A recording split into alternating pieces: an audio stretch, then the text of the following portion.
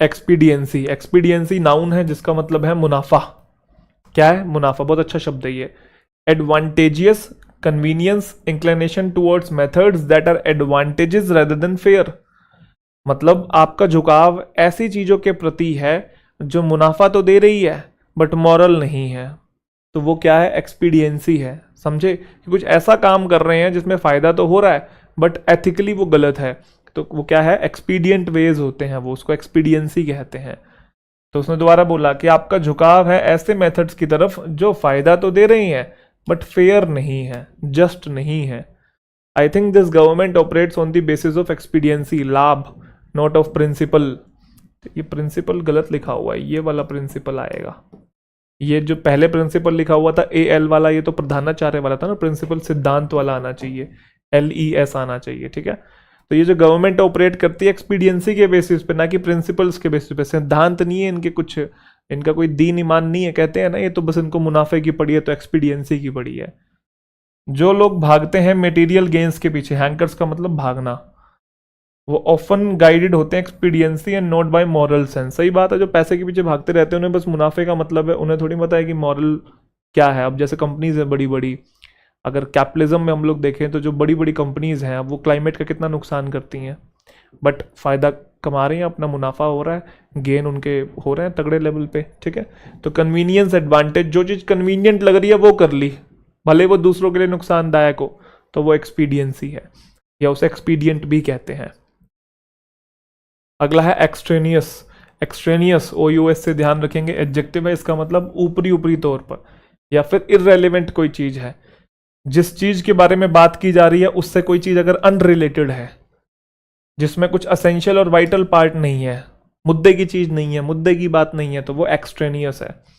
These questions are extraneous to the issue being discussed. कोई particular issue के ऊपर debate हो रही है, अब सामने वाले के पास आर्ग्यूमेंट्स खत्म हो गए और वो कुछ भी बात उठा के लाने लग जाए, तो वो एक्सट्रेनियस है। जिस चीज के ऊपर बात हो रही है उससे इररेलेवेंट है, कुछ अलग ही बात कर रहा है। Just give me the basic facts with no extraneous details. मतलब मुझे जो बेसिक फैक्ट्स हैं, जो तथ्य हैं वो बताओ, कोई फालतू की या ऊपरी लेवल की या कोई इररेलेवेंट चीज मत बताओ, तो एक्सट्रेनियस। एक्सट्रेनियस इम्पर्टिनेंट भी होता है। पर्टिनेंट मतलब होता है रिलेटेड, रेलिवेंट। इम्पर्टिनेंट मतलब अनरिलेटेड, और आपका इररेलेवेंट भी बोलते हैं इसे। ठीक है, अनरिलेटेड है, अनकनेक्टेड है, इनअप्रोप्रिएट है, पॉइंटलेस है। अच्छा, इसे ऐसे याद करेंगे, एक्स्ट्रा न्यूज। तो think of news channel, extra news. TRP बढ़ाने के लिए न्यूज चैनल्स क्या करते हैं? इररेलेवेंट चीजें तो दिखाते हैं, तो एक्सट्रेनियस, एक्स्ट्रा न्यूज ध्यान आ जाएगा। एक्सटोर्ट, एक्सटोर्ट एक वर्ब है जिसका मतलब मनी को ऑब्टेन करना, फोर्स के थ्रू और थ्रेट के थ्रू, या फिर अनफेयर तरीके से किसी से पैसा लूट लेना। He attempted to extort money from the company. जैसे घुंघरू सेठ, शाम तक एक खोखे का इंतजाम कर लो, तो वो एक्सटोर्ट किया जा रहा है, मजनू भाई एक्सटोर्ट कर रहे हैं, एक्सटोर्शन वो हो रही है वहां पे, वो मनी एक्सटोर्शन की मनी है, हफ्ता वसूल किया जा रहा है एक तरीके से। He had been extorting money from the old lady for years. Blackmail करके पैसे को ऐठा जा रहा है अनफेयर तरीके से या किसी भी वे में। ठीक है, तो ये एक्सटोर्ट कर रहा है, लूट रहा है उसे। इवेजिव, इवेजिव एक एडजेक्टिव है, टालने वाला, बहुत अच्छा वर्ड है ये। Tending to avoid self revelation, मतलब अपने बारे में आप ज्यादा नहीं बता रहे हैं, जानबूझ के उस चीज को अवॉइड कर रहे हैं, आप इवेजिव हो रहे हैं। Especially by responding only indirectly. जैसे जेल में ऐसा होता है, पुलिस किसी गुंडे को पकड़ लेती है और उससे ना उसके बड़े वाले आका के बारे में पूछती है। मान लो कोई छोटा गुंडा पकड़ लिया, बड़ा गुंडा पकड़ना बाकी है, तो पुलिस छोटे गुंडे को पीट पीट के अपने बड़े वाले गुंडे को उसके बारे में पता करने की कोशिश करती होता है ना, ऐसा कि बता, और वो भी पूरा डीट होता है, लॉयल होता है, कुछ नहीं बताता, तो कितना कुछ कर ले वहां तक नहीं पहुंच पाएगा। ऐसा मतलब जो भी मेरे को एग्जैक्ट डायलॉग तो ध्यान नहीं आ रहे तो वो इवेजिव हो रहा है, इनडायरेक्ट तरीके से चीजें घुमाता रहता है। इंटेंशनली वेग हो रहा है, जानबूझ कर चीजों को धुंधला किया जा रहा है, एम्बिगुअस किया जा रहा है। She was evasive about her phone number. ये स्कूल कॉलेज में होता है, कोचिंग सेंटर ट्यूशन पे होता है ना, लड़के ने लड़की से नंबर मांगा बट वो घुमा रही है कि मेरे पापा चलाते हैं, ये है वो है, इनडायरेक्ट तरीके से वो रिप्लाई कर रही है। ठीक है, लड़के भी इनडायरेक्ट तरीके से ही नंबर मांगते हैं। आप मुझे अपने व्हाट्सएप नंबर दे दो, मैं आपको नोट सेंड कर दूंगा, है। चलो, the police could not make out anything of her evasive replies. Evasive reply वही बताया ना, वो उल्टे सीधे जवाब दे रही होगी, कोई क्राइम किया होगा, कोई मुजरिम होगा, पुलिस पूछताछ कर रही है, बट वो उल्टे सीधे जवाब दे रही है, तो पुलिस कुछ भी मेकआउट नहीं कर पाई। मेकआउट का मतलब समझ नहीं पाई, मेकआउट का यहाँ पे ये मतलब है कि पुलिस कुछ भी समझ नहीं पा रही थी उसके इनडायरेक्ट रिप्लाई से, टालने वाले जो रिप्लाई थे। इवेजिव का मतलब ये भी होता है अगर आप बच जाते हैं किसी डिफिकल्टी या डेंजर से, तो आप वहां पे, जैसे इवेड सुना है आपने, इवेड कर जाना, बच जाना, तो वहीं से बना है इवेजिव। पायलट्स को सिखाया जाता है कि कैसे इवेजिव एक्शन लिया जाए, मतलब परेशानी से या मुसीबत से कैसे बचा जाए। ये भी पायलट का एग्जाम्पल है, तो आप समझ गए। तो एल्यूजिव होना, एम्बिगुअस होना, इक्विवोकल, इंडेफिनिट, वेग, इम्प्रिसाइज, ये सारे इसके सिनोनिम है। इवेड को अवॉइड से याद करेंगे, ठीक है, अवॉइड कर रहे हैं, जानबूझ के कुछ टाल रहे हैं या डिफिकल्टी को अवॉइड कर रहे हैं, तो याद आ जाएगा। टैक्स को इवेड किया जाता है ना, टैक्स इवेजन होता है, आपने सुना होगा, टैक्स से बच रहे हैं, तो वो भी जानबूझ के घुमा रहे हैं, इतना खर्चा यहाँ हो गया, वहां खर्चा हो गया, ये हो गया, वो हो गया, सरकार को ऐसा दिखा रहे हैं मेरे पास तो कुछ मुनाफा बचा ही नहीं है, तो टैक्स को भी इवेड करते हैं। ये सारे वहीं से शब्द बने हैं। अब इसे पढ़ने में आएगा, कुछ लोग कहते हैं इनुई, इनुई, ऐसे कुछ कुछ करते रहते हैं, ठीक है, कुछ लोग ऐसे नुई कहते हैं। ये है ऑन वी, बोलो एक बार वहीं बैठे बैठे, ऑन वी, ठीक है, ऑन वी। ऑन वी एक नाउन होता है, इसका मतलब ऊब, बोर्डम को बोलते हैं, मेंटल बोर्डम। आप हद से ज़्यादा बोर हो गए हैं, समझ में नहीं आ रहा क्या करें, बैठे बैठे क्या करें, करना है कुछ काम है, वही बोर हो गए। A feeling of being board and mentally tired caused by having nothing interesting और एक्साइटिंग टू डू, कुछ करने को ही नहीं है, खाली पड़े हैं, वेले, तो बोर हो गए हैं, तो उस बोर्डम को हम लोग ऑन वी कहते हैं। वो सफ़र कर रहा है ऑन वी से, जब भी वो अकेला होता है, अकेला होता तो मतलब बोर होता है, तो बोर्डम, टीडियम, लेथार्जी। इसे कैसे याद करेंगे? ऑनवी जो है वो कह रहा है when pronounce sound quite similar to annoyed, है ना, ऑनवी एनोए, मिलता जुलता है, एनोए ऑनवी, हाँ बिल्कुल है। अब ऐसे इंसान के बारे में सोचो जो कि हर चीज से चिड़चिड़ा है, हर चीज से उसको चिड़चिड़ाहट है, तो ऐसा पर्सन कैसा होगा? बोरिंग ही होगा, हर चीज से इरिटेट रहता है, या तो वो बोरिंग इंसान है, आप उससे बात करना पसंद नहीं करोगे। तो ऑनवी एनोए, जैसे ये बोर हो रही है क्या? बोर हो ही नहीं होगी भाई चलो जी, लग तो नहीं रहा। एक्विजिट, एक्विजिट एडजेक्टिव है जिसका मतलब है शानदार, एक्सट्रीमली ब्यूटीफुल और डेलिकेट कोई चीज है ना, पेंटिंग बहुत बढ़िया बनाई है, ठीक है, आर्ट किसी की बहुत अच्छी है तो एक्विजिट वर्क ऑफ आर्ट है, लिटरेचर कोई बहुत अच्छा है तो एक्विजिट है। ब्यूटीफुल, लवली, एलिगेंट और ग्रेसफुल, इसका एक मतलब और होता है तीव्र, इंटेंस या शार्प कोई चीज है ना, जैसे किसी की फीलिंग्स जो है वो बहुत शार्प है, चाहे वो प्लेजर का हो या पेन की फीलिंग हो, एक्सट्रीमली स्ट्रॉन्ग फीलिंग्स जो होती हैं, जैसे उसने सफर किया एक्विजिट पेन, मतलब बहुत ज्यादा दर्द उसे झेलना पड़ा, फेल्ट एक्विजिट प्लेजर मतलब बहुत ज्यादा उसे खुशी हो रही है, तो इंटेंस, एक्यूट, कीन, शार्प, सिवियर। इसे कैसे याद करेंगे? स्क्वीज से याद करेंगे।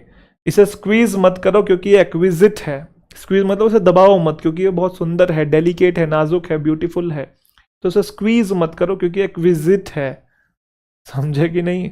एनकॉमियम, 1 मिनट में याद हो जाएगा ये तो, एनकॉमियम, ये IUM वाले, ठीक है, ध्यान रखना, नाउन होते हैं।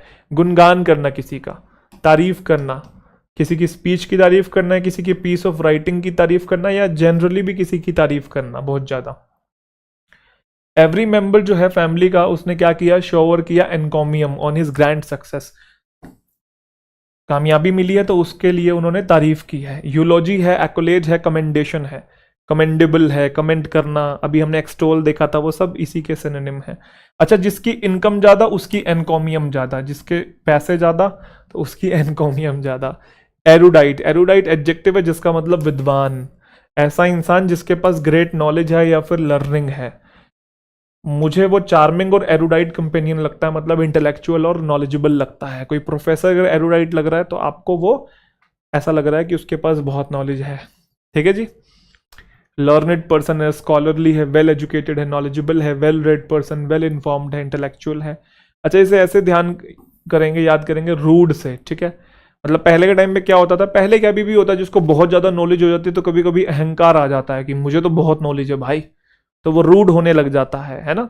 तो एरुडाइट और रूड, तो रूड हो रहा है क्योंकि वो एरुडाइट है, इससे आपको याद आ जाएगा। छोटे बच्चे भी एरुडाइट होते हैं, बहुत दिमाग होता है। इरोड, इरोड एक वर्ब है जिसका मतलब खत्म हो जाना, स्लोली कोई चीज धीरे धीरे करके खत्म हो जाती है, रिड्यूस हो जाती है, जैसे उसका कॉन्फिडेंस जो है वो खत्म हो रहा है।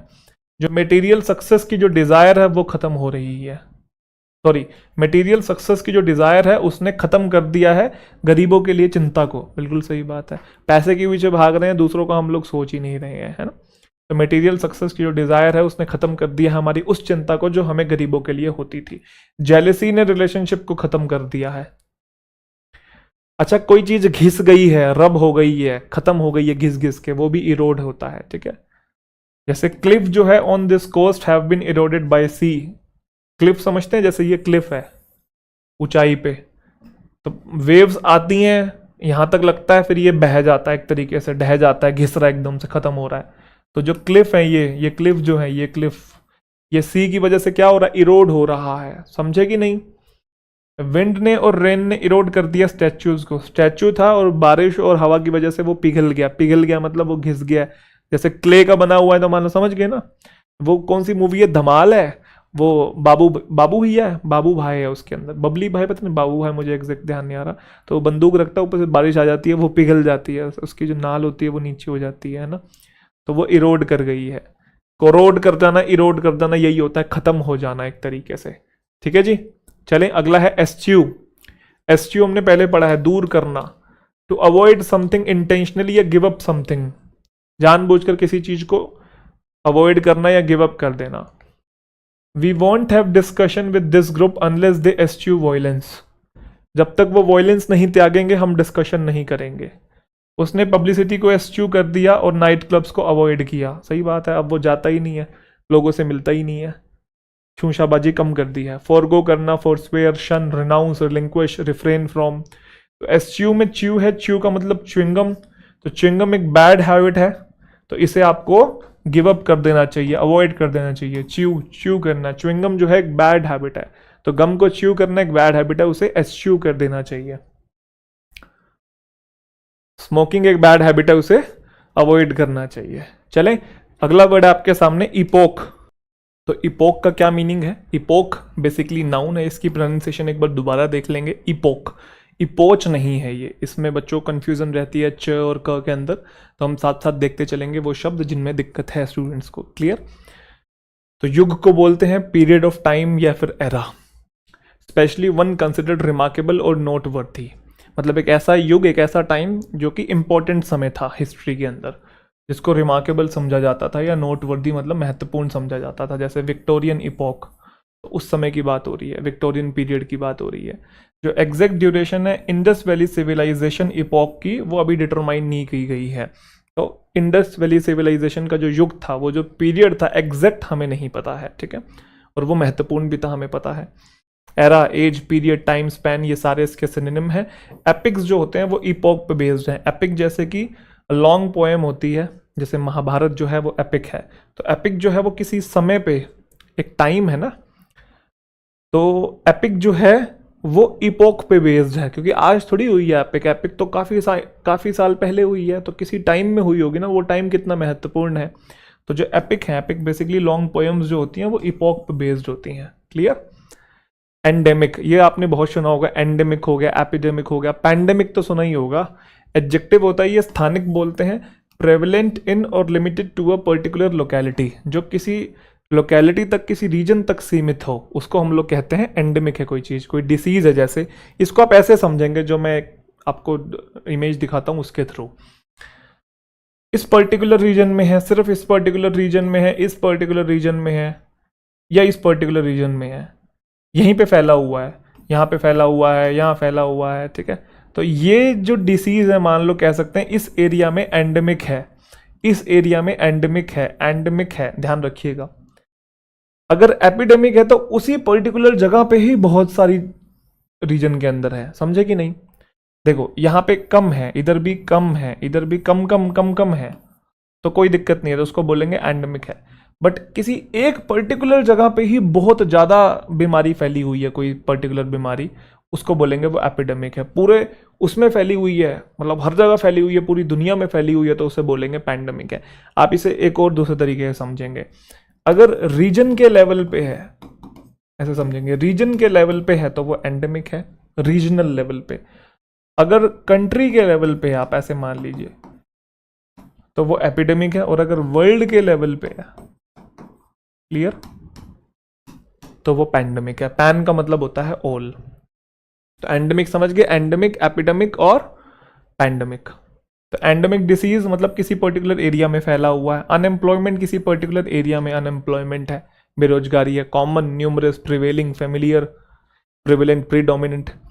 और एंडेमिक को कैसे याद करेंगे? Endemic is found something in a certain place and is ongoing, and epidemic describes a disease that's wide spread.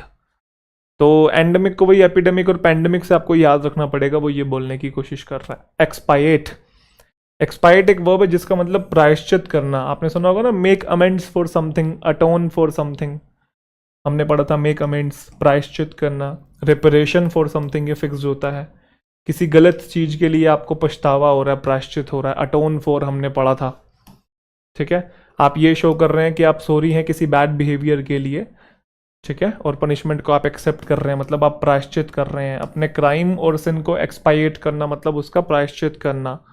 उनके जो सिंस हैं उनको एक्सपाइट करना है सेक्रीफाइस के थ्रू। मतलब अगर आपने कोई गलत काम किया तो आपको बलिदान देना होगा, तभी आप प्रायश्चित करेंगे। Amends, atonement, reparation, absolution, condonation, forgiveness, ये सारे इसके सिनोनिम हैं। ये राइम करता है एक्सपायरेट से। पायरेट कौन होते हैं? वो डाकू लुटेरे होते हैं, जो समुद्री लुटेरे। तो जो an ex-pirate always tries to expiate his guilt, क्योंकि वो लूटा करता था, अब नहीं लूटता, एक्स हो गया ना, वो पहले लूटता था अब नहीं लूटता, इसलिए वो एक्सपायरेट है। तो एक्सपायरेट जो है वो एक्सपायरेट करता रहता है, क्योंकि अब वो लूटता नहीं है तो वो पायरेट नहीं है, वो एक्सपायरेट है। तो जो एक्सपायरेट है वो क्या कर रहा है? अब एक्सपायरेट कर रहा है अपने लूटे हुए काम को लेके, मतलब उसका प्रायश्चित कर रहा है। आप समझ गए कि नहीं, कि अब वो साधु संत बन गया है। जैसे इसने इसकी शर्ट जो है खराब कर दी, तो वो बोल रही है sorry I made your shirt dirty, here is the new shirt, here is a new shirt. तो यहाँ पे इसे पछतावा हो रहा है भाई, तो उसके लिए वो एक तरीके से कंपनसेट कर रही है। एम्बेलिश, एम्बेलिश वर्ब है किसी चीज को सजाना, संवारना, ठीक है, डेकोरेट करना, या फिर किसी स्टेटमेंट या स्टोरी को अधिक इंटरेस्टिंग बना देना, उसमें एक्स्ट्रा डिटेल्स जोड़ के, जो कि अनट्रू होती हैं। जैसे आपने किसी को कोई बात समझानी और आपको लग रहा है कि आपकी बात वो सुनेगा नहीं, या आप कुछ किसी को दोस्त को कुछ बताना है, तो उसमें 4 बातें एक्स्ट्रा और जोड़ के हम लोग बताते हैं ताकि वो चीज़ इंटरेस्टिंग लगे, सामने वाला हंसे। तो उसको आपने एम्बेलिश कर दिया या एग्जैजरेट कर दिया एक तरीके से। और सजाना संवारना, एम्बेलिश तो बताइए। सीलिंग को एम्बेलिश किया गया फ्लावर्स के साथ, मतलब सजाया गया। राइटर जो है जनरली एम्बेलिश करते हैं उनके स्टाइल को, वो अननेसेसरी इमेजरी यूज करते हैं। इमेजरी एक तरीके का इमेजरी, जैसे वो तेरी झील सी नीली आंखें, तो मेटाफर यूज करते हैं जो, तो झील सी नीली आंखें, आंखों को डिस्क्राइब करने के लिए पता नहीं क्या क्या शब्द यूज कर रहे हैं। Flowers often embellish, sorry, followers often embellish stories about their heroes. कुछ फॉलोवर्स होते हैं ना, अपने हीरोज का बखान करते रहते हैं, 4 बातें एक्स्ट्रा लगा के बताते हैं कि हमारा तो ऐसा, हमारा तो वैसा। एम्बेलिश में बेल लगा पड़ा है, तो क्रिसमस ट्री पे बेल लगाते हैं ना हम लोग उसे सजाने के लिए, तो इससे याद आ जाएगा एम्बेलिश। जैसे ये जीन्स को सजाया हुआ है, एम्बेलिश किया हुआ है। Exodus, very important word. Exodus एक नाउन है जिसका मतलब निर्गमन, departure of a large number of people. एक साथ बहुत सारे लोग कहीं जा रहे हैं, पलायन हो गया है। There has been mass exodus of workers from the villages to the towns. तो गांव से शहरों की तरफ बहुत सारे लोग जा रहे हैं, वर्कर्स जा रहे हैं, जैसे कोविड के टाइम पे हुआ था, है ना, एक साथ बहुत सारे लोग शहर से गांव की तरफ चले गए थे। The reason for their exodus remained open to the speculation, कि क्यों इतने सारे लोग वहां से गए हैं, तो ये अभी भी चर्चा का विषय है। स्पेकुलेशन मतलब चर्चा का विषय। तो मास departure, withdrawal, evacuation, leaving, exit, migration, emigration, ये सारे सिनोनिम है। एक्सोडस को ऐसे याद करेंगे, 110, है ना, 110, 110 लोग बस में बैठ के जा रहे हैं। तो 110 लोग या 100 बस, ऐसा याद कर लीजिए, 100 बस। तो 100 लोग बस में बैठ के कहीं जा रहे हैं, तो मास डिपार्चर हो रहा है, एक साथ बहुत सारे लोग जा रहे हैं। तो ये क्या है? एक्सोडस है। एरेंट, एरेंट एक एडजेक्टिव है जिसका मतलब गुमराह। एरिंग और स्ट्रेइंग फ्रॉम द एक्सेप्टेड और कोर्स या स्टैंडर्ड्स, मतलब नॉर्मल जो चीज होनी चाहिए वैसा ना करके कुछ अलग ही कर रहा है, एरेंट। तो ये किसी का बिहेवियर हो सकता है, कोई इंसान ऐसा हो सकता है जो कि भटक गया है, जो कि बिगड़ गया है, जैसा उसको सीधा होना चाहिए वैसा नहीं है, वो उल्टे शुल्टे काम कर रहा है। बिहेविंग रॉन्गली इन सम वे, कोई हस्बैंड है भाई, वाइफ की केयर नहीं करता है और उसके साथ अच्छे से नहीं रहता है, अपनी बाहर अय्याशी कर रहा है भाई, तो एन एरेंट हस्बैंड, झूठ बोलता है। बच्चे एरेंट हो सकते हैं, जिद्दी होते हैं, स्टबन होते हैं, सुनते नहीं है। यंगस्टर्स हो सकते हैं, माँ बाप की नहीं सुनते हैं। तो बैड है, कॉन्ट्रारी है, प्रोवर्ड, प्रोवर्ड नहीं है, फॉरवर्ड आएगा यहाँ पे, ठीक है। आगे ही कुछ चल रहे हैं, मिसबिहेविंग, मिस्चीवियस, नोटी, एम्बुलेंट, ये सारे इसके सिनोनिम है। तो एबेरेंट भी वही होता है जो रास्ते से भटक जाए, है ना, जो बिगड़ जाए, जैसा करना चाहिए वैसा ना करके कहीं और चला जाए। तो एबेरेंट और एरेंट आपको याद आ जाएगा। एरेंड, एरेंड एक नाउन है जिसका मतलब संदेश या फिर शॉर्ट विजिट या फिर फेच समथिंग। संदेश इसकी एग्जैक्ट हिंदी नहीं है। एरेंड बेसिकली ये है कि आपको कहीं पे जाना है कुछ काम करने के लिए, तो वो एरेंड है। ये संदेश इसकी एग्जैक्ट हिंदी नहीं है, इसको काटा मार देंगे, ठीक है। I will meet you at 6, मैं 6 बजे मिलूंगा। I have got some errands to do, ये एक फ्रेज होता है, errands to do, errands to run. इसका मतलब है आपको कोई घर का काम करना है, सब्जी लानी है, राशन लेके आना है, कुत्ते को घुमाना है, बिजली का बिल भरना है, तो ये एरेंड्स होता है। शॉर्ट विजिट या फिर कुछ फेच करना, फेच मतलब लेके आना। जो मेरा सर्वेंट है वो has gone on errand to fetch ration, ration लेने के लिए गया है, तो टास्क पूरा करने गया है। जॉब है, चोर बोलते हैं इसे, कोर नहीं होता है ये। हाउस होल्ड चोर्स जो होते हैं, घर के काम होते हैं, असाइनमेंट मिला है उसे, तो ये he is going on errand, ठीक है। या he has errands to run, errands to do.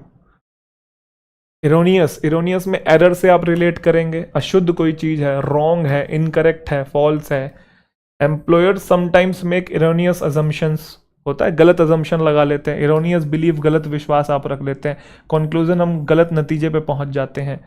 तो mistaken, inaccurate, false.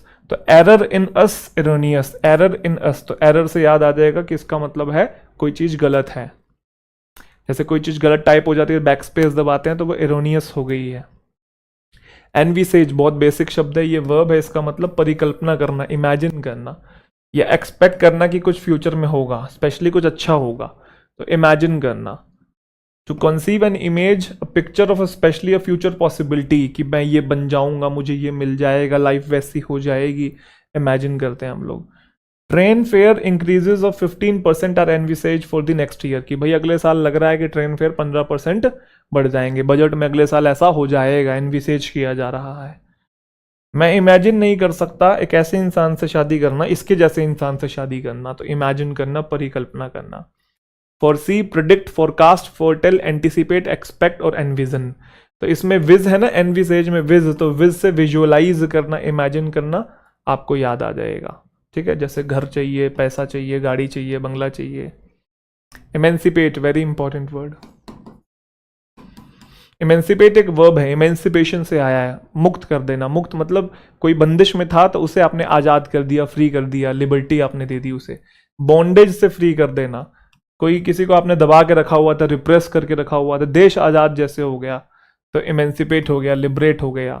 Female emancipation का मतलब यहाँ पे है महिला सशक्तिकरण की बात हो रही है, महिलाओं को आज़ाद करने की बात हो रही है, जैसे उनके ऊपर सब्जुगेट उनको किया जाता है, रिप्रेस किया जाता है पैट्रियार्कल सोसाइटी के अंदर।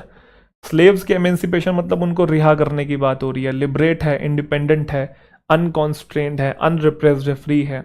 अच्छा, इसको याद करेंगे शिप से, एमेंसिपेट, तो एमेंशिपेट, तो शिप, शिप में किसी इंसान को भेजा जा रहा है, उसे फ्री कर दिया, रिहा कर दिया, या उसे बंदिश से मुक्त कर दिया, ऐसे याद करेंगे। बेड़ियां तोड़ दी हैं, जैसे जंजीरें तोड़ दी हैं, गुलाम था उसे आज़ाद कर दिया। फ्रे, हमने पढ़ा था ना, एफरे, एफरे, फ्रे एक ही चीज़ है, अफरा तफरी हो गई है, फ्रे दंगा, तो याद रखिएगा आप उसे, ठीक है, एक ही सेम ही था ये, एफरे, लड़ाई झगड़ा हो रहा है ये। तो अगला वर्ड है फेसाइल। फेसाइल एक एडजेक्टिव है जिसका मतलब है आसान। फेसाइल के वैसे 2-3 मीनिंग होते हैं, 1 बाय 1 करके सीखेंगे। ऐसी कोई चीज़ जिसको अचीव कर लिया है बिना किसी एफर्ट के या कम एफर्ट के, या कोई डिफ़िकल्ट चीज़ को आपने बहुत जल्दी कर लिया है, आसान हो गई है वो आपके लिए, तो वो फेसाइल है। जैसे फेसाइल विक्ट्री हो सकती है, मैच को आपने बहुत आसानी से जीत लिया, सामने वाली टीम बहुत जल्दी निपट गई, तो आपको ज़्यादा एफर्ट नहीं लगाना पड़ा। परफॉर्मेंस है आपकी, एफर्टलेस परफॉर्मेंस, आपने काफ़ी ज़्यादा मेहनत की हुई थी, तो उसके बाद आपको जब आपने परफॉर्म किया तो आपको ज़्यादा एफर्ट नहीं लगाना पड़ा, प्रैक्टिस के टाइम पे आपकी मेहनत काम आ गई। ये फर्स्ट मीनिंग था, इसका मतलब आसान, easy.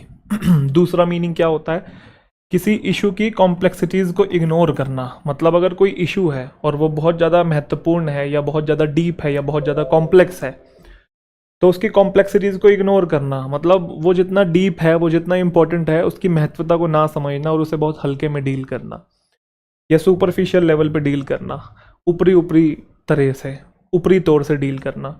We do not need another facile solution to a complex problem. वो कह रहा है प्रॉब्लम तो इतनी कॉम्प्लेक्स है और सोल्यूशन तुम दे रहे हो बड़ा आसान सा, फेसाइल सा। थोड़ा डिटेल में बताओ ना चीज़ें, फेसाइल तरीके से मत बताओ। फेसाइल मतलब ऊपर ऊपर से मत बताओ। एक फेसाइल आंसर एक हार्ड क्वेश्चन का, तो हार्ड क्वेश्चन का थोड़ा डिटेल में आंसर होना चाहिए। तो फेसाइल आंसर का मतलब है कि जिस एनालिसिस के साथ, मतलब जितना डिटेल में जाना चाहिए था उतना डिटेल में नहीं गए, बस ऊपर ऊपर से आंसर दे दिया, ठीक है, तो सुपरफिशियल। तीसरा मीनिंग भी है, अगर आप किसी राइटर को फेसाइल बोलते हो, किसी पर्सन को फेसाइल बोलते हो, तो वो क्लियरली, स्मूथली और फ्लुएंटली अपने आप को एक्सप्रेस कर पाता है। तो राइटर फेसाइल हो सकता है, राइटिंग स्टाइल भी फेसाइल हो सकता है। Simple, obvious, effortless, apparent, skilled, ये सारे के सारे इसके सिनोनिम हैं। फैलिएबल, एक होता है इनफैलिएबल, एक है फैलिएबल। फैलिएबल में फॉल है, तो मतलब जो गिर सके या फिर चूकने वाला या भूल करने वाला। ह्यूमंस जो है वो फैलिएबल है, कोई भी इंसान इनफैलिएबल नहीं होता। इनफैलिएबल मतलब जो कभी गलती ना करे। ह्यूमंस हमेशा चूक करते हैं, गलती करते हैं। ऐसा इंसान जो कैपेबल हो मिस्टेक्स को करने में या गलत होने के लिए कैपेबल हो, ह्यूमंस जो है वो फैलिएबल है। हम डॉक्टर्स में ट्रस्ट करते हैं, बट डॉक्टर्स भी क्या है, फैलिएबल है दूसरों की तरह। डॉक्टर्स भी तो गलतियां कर सकते हैं ना। इवन एक्सपर्ट्स भी जो होते हैं, म्यूजिशियन है, सिंगर हैं, वो सब के सब फैलिएबल होते हैं, वो भी गलतियां करते हैं। एक्टर्स जो होते हैं वो 5-5, 10-10 टेक लेते हैं एक सीन को जब वो परफॉर्म करते हैं। तो मैन जो है फैलिएबल है। तो यू आर ह्यूमन एंड फैलिएबल। एक आपने कहावत सुनी होगी, टू एर इज ए ह्यूमन, टू एर इज ए ह्यूमन। इसका मतलब ये है कि इंसान गलतियों का पुतला है। तो हम सब गलती करते हैं भाई, कोई भी परफेक्ट नहीं है। हम अपनी गलतियों से ही हम हमेशा आगे सीखते हैं, ठीक है। You are human and fallible. Fervent, fervent adjective है जिसका मतलब है उत्सुक, हैविंग और showing great emotion and zeal, बहुत ज़्यादा एंथुजियाज्म दिखाना, आर्डेंट होना। फर्वेंट प्रोटेस्ट होते हैं ना, प्रोटेस्ट करने वाले जितने भी डेमोन्स्ट्रेटर हैं, वो मतलब एक तरीके से ऐसे नारे लगाते हुए आगे बढ़ते हुए, वो इंकलाब जिंदाबाद एक तरीके से, ठीक है।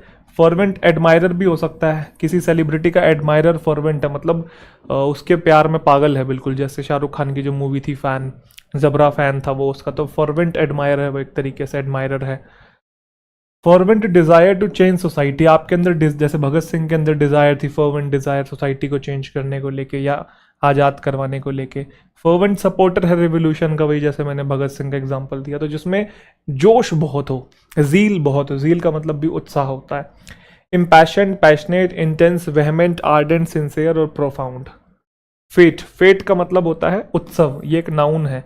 फेस्टिवल या जो फीस्ट होता है उसको बोलते हैं आउटडोर एंटरटेनमेंट या फिर कार्निवल। समर फेट हो गया, ठीक है, स्कूल में भी होता है, कॉलेजेस में होता है, फेट होता है ना जो एनुअल फंक्शन टाइप कह लीजिए। Charity fete was held in our college yesterday, तो गाला, गार्डन पार्टी या फिर फेयर लगना, कोई मेला या उत्सव या कोई फेस्टिवल, तो ये पार्टी हो रही है जैसे टुमारोलैंड टाइप की।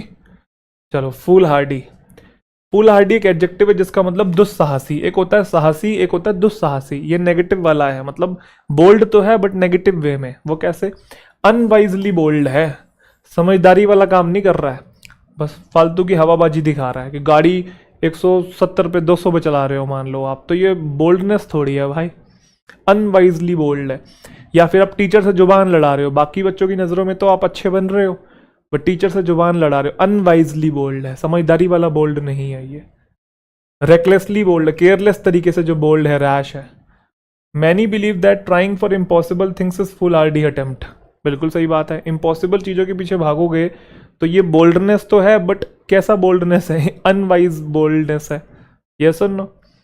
Full Hardy enough to try to seize the gun from the hijacker, hijacker है, उसके पास बंदूक है और भी उसके 4-5 गुंडे पीछे हैं, और आप क्या कर रहे हो, उसके हाथ से ऐसे छीन रहे हो। ये बस मूवी में ही होता है कि मूवी में सामने गुंडा खड़ा, उसके हाथ से छीन ली, दिखा रहा है मेरे हाथ में आ गई, अब मेरा वो है, तू मेरे नीचे है। ऐसे थोड़ी होता है, असली में थोड़ी होता है। तो असली में अगर आप कर रहे हो मूवीज को देख के हैं, तो फूल हार्डी इनफ, पागल हो आप कि आप खींच रहे हो गन किससे, हाईजैकर से।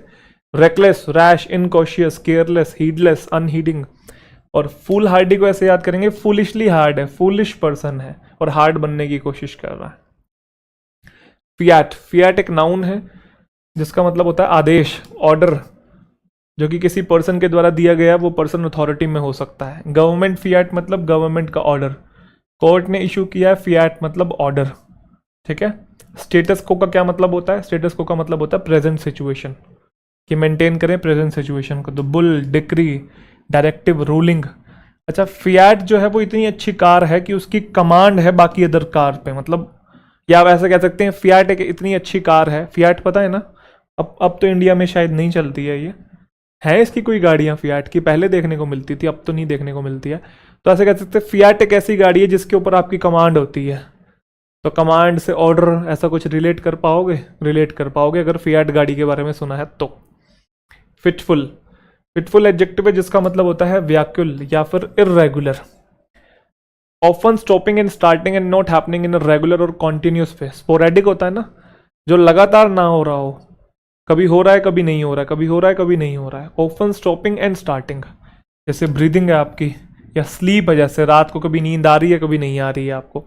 इंटरमिटेंट है, स्पोरेडिक है, स्पैस्मोडिक है, ब्रोकन, डिस्टर्ब्ड, इरेगुलर, एब्रप्टली। इसे फिटफुल को याद करेंगे फिट्स एंड स्टार्ट्स। एक ईडियम है, बहुत पॉपुलर ईडियम है, फिट्स एंड स्टार्ट्स का मतलब भी कभी कभी कोई चीज हो रही है। तो जैसे ये फिटफुल स्लीप है, सांस कभी कभी हमारी ऊपर नीचे हो जाती है, वो भी फिटफुल है।